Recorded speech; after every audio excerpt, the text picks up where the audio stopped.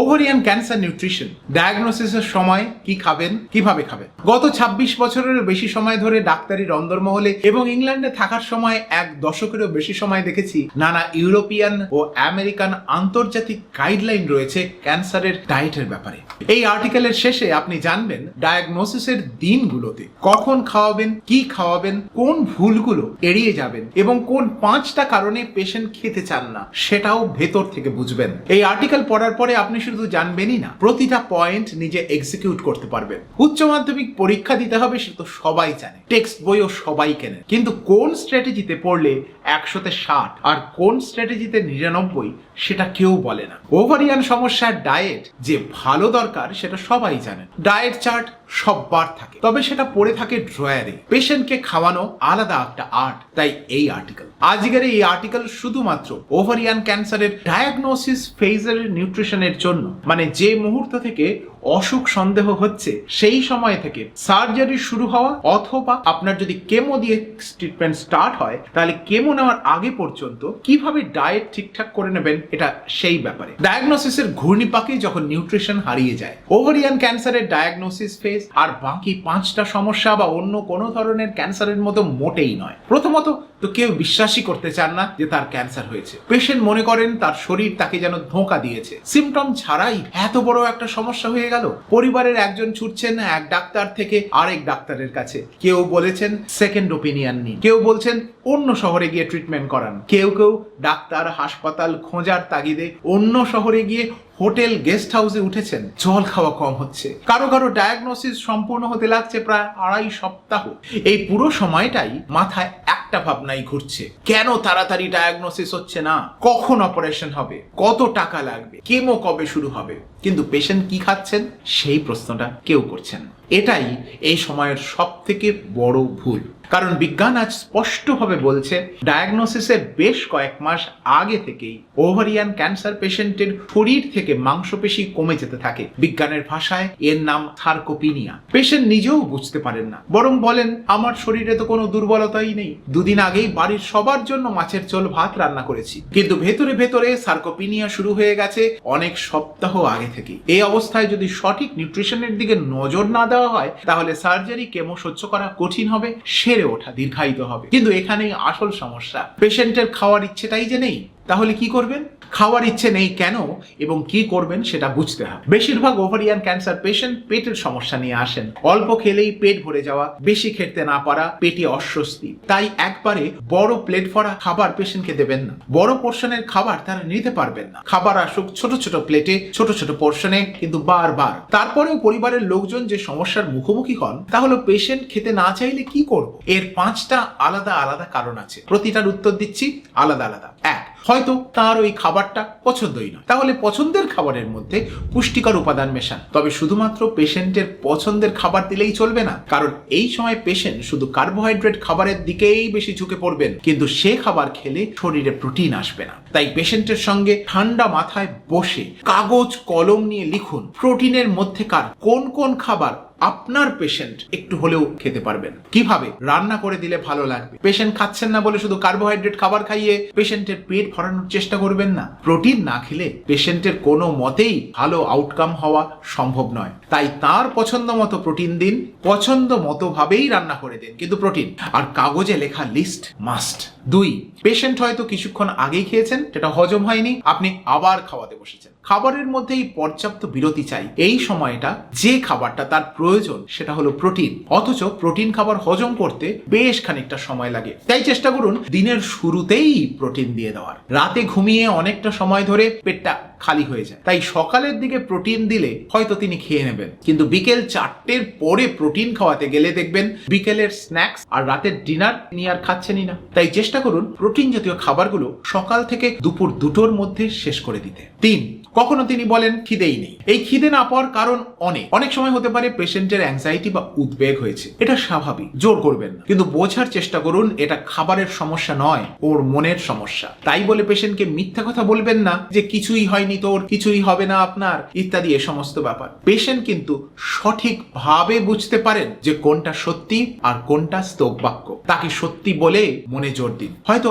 একই কথা আপনাকে প্রতিদিন ভাঙা রেকর্ডের মতো বাজিয়ে বাজিয়ে বলতে হবে, কিন্তু তাই বলুন যাতে পেশেন্ট বোঝেন সামনে যুদ্ধ থাকলেও উনি অসহায় নন, আপনি আছেন তার পাশে। বেলা বাড়ার সঙ্গে সঙ্গে পেটটা যেমন বেশি ভর্তি থাকে, তেমনি পেশেন্টের কাছে নানা ধরনের ফোন আসতে থাকে। সন্ধ্যায় ডাক্তারের সাথে কথাবার্তা বলে এসে বাড়ির লোক ফিসফিস করতে শুরু করেন। পেশেন্ট ভাবতে শুরু করেন বাড়ির লোক আমাকে না জানিয়ে, আমার ট্রিটমেন্টের ব্যাপারে না জানিয়ে কি সিদ্ধান্ত নিচ্ছেন। অ্যাংজাইটি বেড়ে যায়। এই ধরনের কমিউনিকেশন গ্যাপ যেন না হয়। 4, পেশেন্ট, বিশেষত মহিলা পেশেন্ট মনে করেন তার জন্য বাড়ির সবাই কষ্ট পাচ্ছেন। এই কারণে অনেক সময় খিদে চলে যায়। এই অনুভূতিটাকে চিনুন, বুঝুন। পৃথিবী জুড়েই মহিলাদের ট্রিটমেন্ট পুরুষদের তুলনায় পিছিয়ে। তার একটা বড় কারণ মহিলারা নিজেই। তারা ভাবতে শুরু করেন তাদের জন্য পরিবারের টাকা খরচ হচ্ছে, তাই তারা ভেতর থেকে গুটিয়ে যান। আবার একটা নতুন পদ রান্না করতে হবে শুধু আমার জন্য।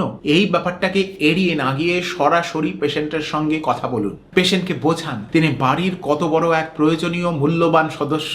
পেশেন্ট এতদিন সবকিছু করে এসেছেন ফ্যামিলির জন্য, আজ ফ্যামিলির দায়িত্ব পেশেন্টকে দেখভাল করা, কিন্তু সেটা মুখে বলতে হবে, ভাবে প্রকাশ করলে চলবে না। 5, খিদে না পেলে চেক করতে হবে পেটে বা বুকে জল জমেছে কিনা বা টিউমারের আকার বড় হয়ে গেছে কিনা। এই কারণেও অনেক সময় খাওয়ার সমস্যা হতে পারে। এটা দেখা দিলে অবিলম্বে ডাক্তারকে জানান। ডায়াগনোসিসের সময় পেটে বা বুকে জল বের করে দিলে আবার বেশ কিছুদিন পেশেন্ট ঠিকঠাক মতো খেতে পারবেন। কষ্টটা সাময়িকভাবে অন্তত লাঘব হবে। এই জল আবার জমবেই, কিন্তু যখন কেমোতে পেশেন্ট আস্তে আস্তে উপকার পেতে শুরু করবেন, তখন জল তৈরি হওয়ার পরিমাণ আস্তে আস্তে কমে আসতে থাকবে, খাবারও বাড়বে। পেশেন্টকে বলুন কেমো যখন কাজ করতে শুরু করবে, তখন আস্তে আস্তে খাবারের ইচ্ছে খানিকটা হলেও বাড়বে। ঠিক এটা সাধারণ বিশ্বাসের পরিপন্থী। সবাই মনে করেন কেমো শুরু করলেই পেশেন্টের খাওয়া দাওয়া আরো খারাপ হয়ে যাবে, কিন্তু আদতে দেখা যায় ওভারিয়ান ক্যান্সারের ক্ষেত্রে পার্টিকুলারলি উল্টোটা। যদি কেমো কাজ করতে শুরু করে, তাহলে কেমো শুরু করার 2-2.5 সপ্তাহ পর থেকে খানিকটা খিদে বাড়তে থাকে। আর ঠিক সেই সময়টাতে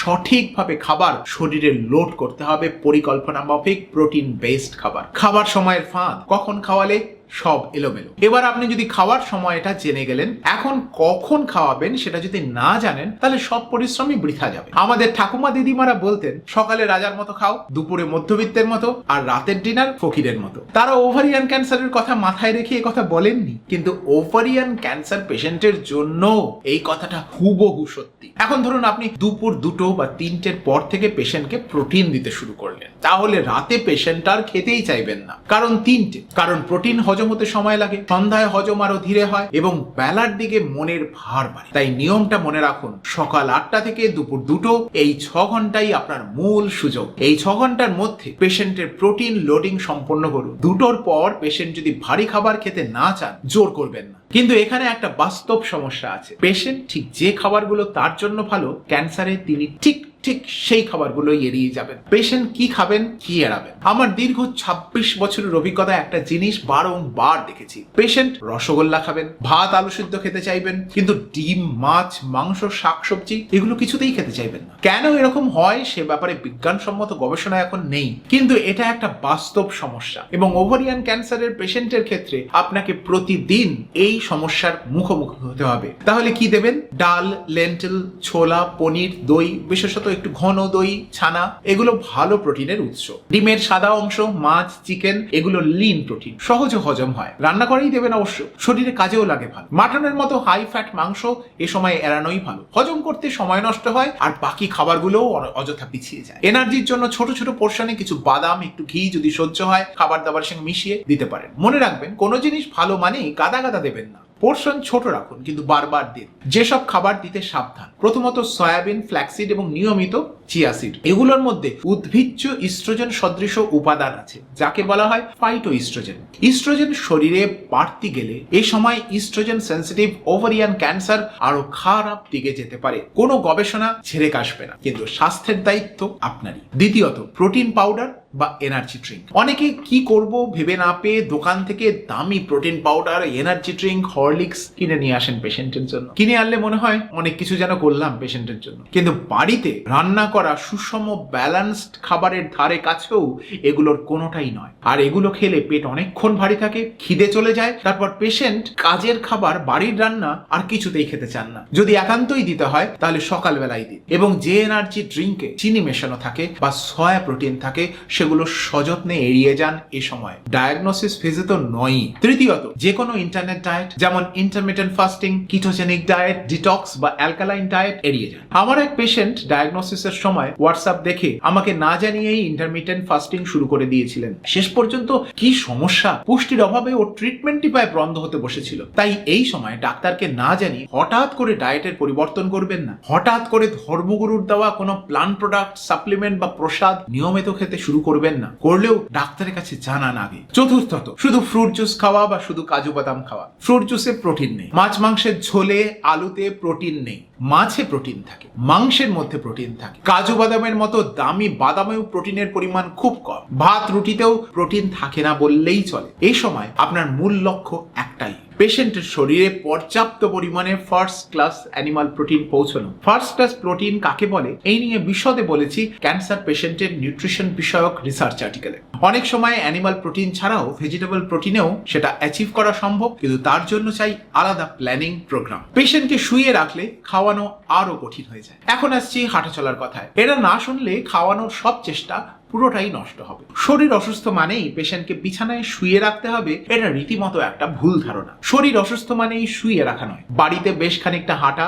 সম্ভব হলে বাইরে বেরোনো, বেরিয়ে হাঁটা। এটা হজম সক্রিয় রাখে এবং খাওয়ার পরিমাণও বাড়ায়। তাই সবসময় চেষ্টা করুন পেশেন্টকে সামান্য হলেও হাঁটা চলার মধ্যে সক্রিয় রাখতে। শরীর খুব খারাপ থাকলেও একেবারে বিছানায় ফেলে রাখবেন না। দরকার হলে পাশে কাউকে হাত ধরতে বলুন বা লাঠি নিয়ে হাঁটতে বলুন। এই দুটো পরীক্ষা এই সময় অবশ্যই করুন। এই পুরো সময়টাই নিউট্রিশনের চেষ্টা চলুক, কিন্তু শুধু খাওয়ালে চলবে না, শরীরে পৌঁছচ্ছে কিনা সেটাও দেখতে হবে। প্রথম টেস্ট এলএফটি পরীক্ষায় দেখুন অ্যালবুমিন। অ্যালবুমিন কম থাকলে এটা ওভারিয়ান ক্যান্সারের ভবিষ্যৎ চিকিৎসার জন্য একটা বড় সমস্যা। প্রোটিন খেয়ে এই অ্যালবুমিন ঠিকঠাক জায়গায় নিয়ে আসার চেষ্টা করতে হবে। সম্পূর্ণ চিকিৎসা সাড়া পাওয়ার আগে হয়তো অ্যালবুমিন স্বাভাবিক হবে না, কিন্তু চেষ্টা ছাড়া যাবে না। 2, ফুল ব্লাড কাউন্ট। হিমোগ্লোবিন এবং শ্বেত রক্তকণিকার সংখ্যা কমে আসছে কিনা দেখুন। কমে এলে ডাক্তারকে অবশ্যই জানান। কিছু প্র্যাকটিক্যাল টিপস, পেশেন্টের পাশে পরিবারের একজন নির্দিষ্ট মানুষকে নাম লিখে বসিয়ে দিন, যার একটা মাত্র কাজ হবে পেশেন্টের খাওয়া, জল, হাঁটা চলা, এই 3টে ব্যাপার প্রতিদিন নিশ্চিত করা। ডাক্তার দেখানো, রিপোর্ট বোঝা,